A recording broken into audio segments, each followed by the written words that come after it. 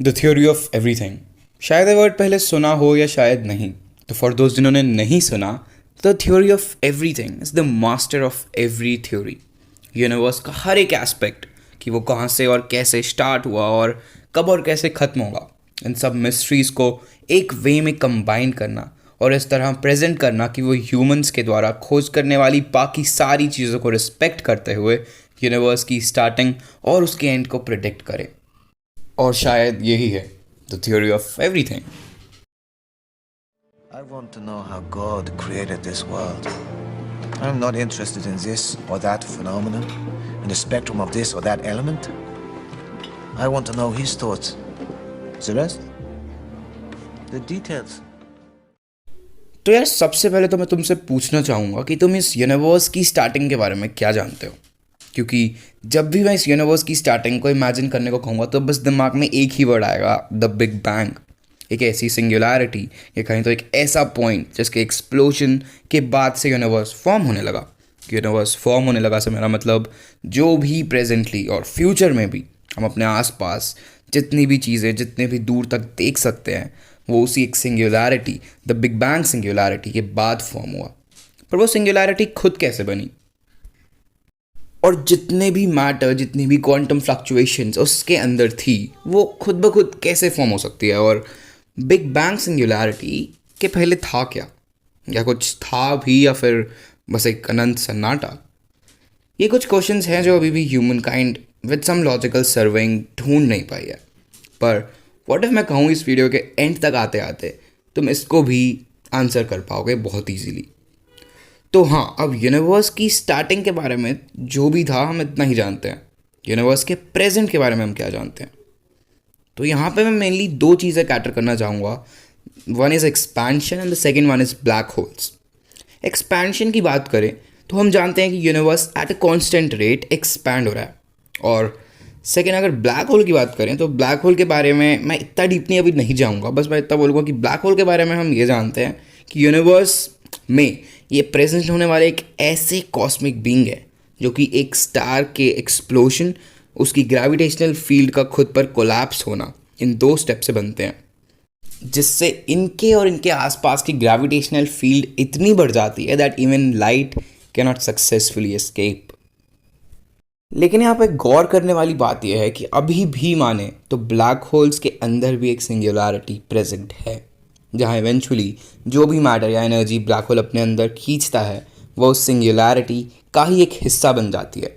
पर उसके बाद उस मैटर का उस सिंगुलैरिटी के अंदर होता क्या है, अगेन अभी हमें वो नहीं पता।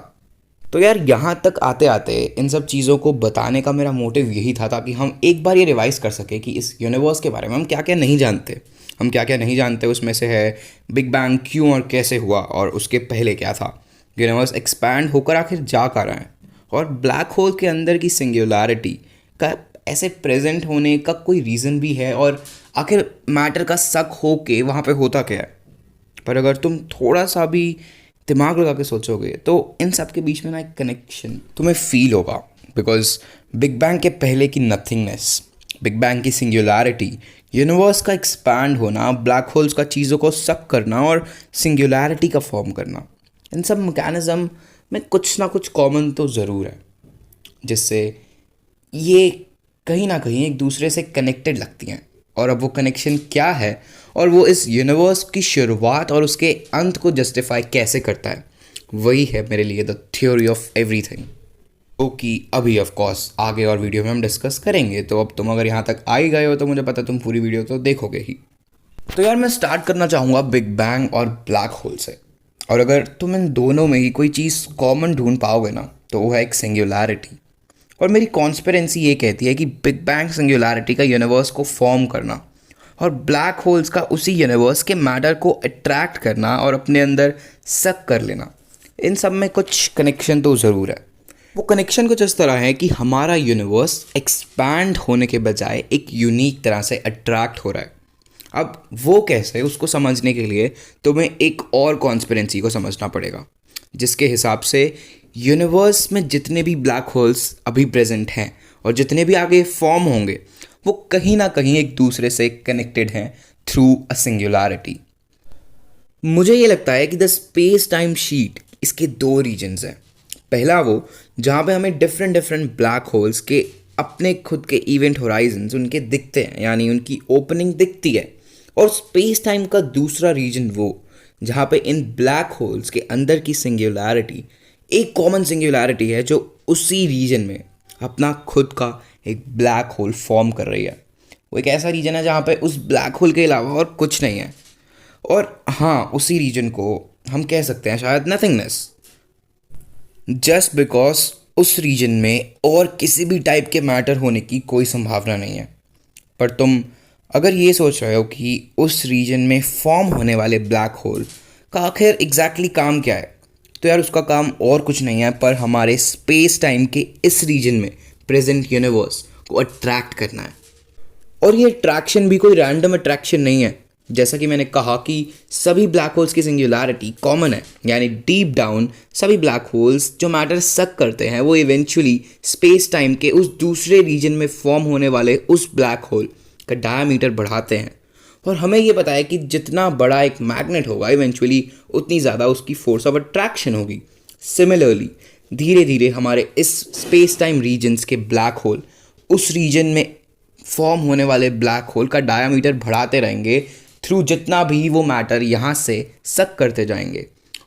और जैसे कि उस रीजन के ब्लैक होल का मास, उसका डायमीटर बढ़ता जाएगा, इसी के कारण जैसा कि हमें पता है कि हमारा यूनिवर्स अपनी expansion at a fair rate बढ़ा रहा है और यही उसका रीज़न है। और आई होप तुम लोग अब डॉट्स कनेक्ट कर पा रहे हो। और पता है अब होगा क्या? अब होगा ये कि धीरे धीरे हमारे ब्लैक होल्स मैटर सक करते रहेंगे और स्पेस टाइम के उस ब्लैक होल्स का होराइजन बढ़ाते रहेंगे, जिसकी वजह से यूनिवर्स की एक्सपेंशन या कहीं तो उसकी अट्रैक्शन भी बढ़ती रहेगी।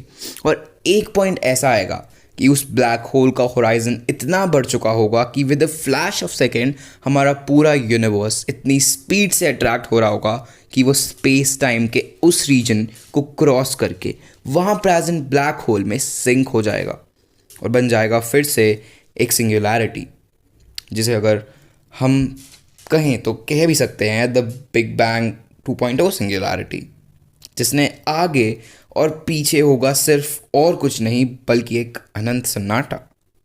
वो कुछ भी होगा वो होगा उस सिंगुलैरिटी के अंदर।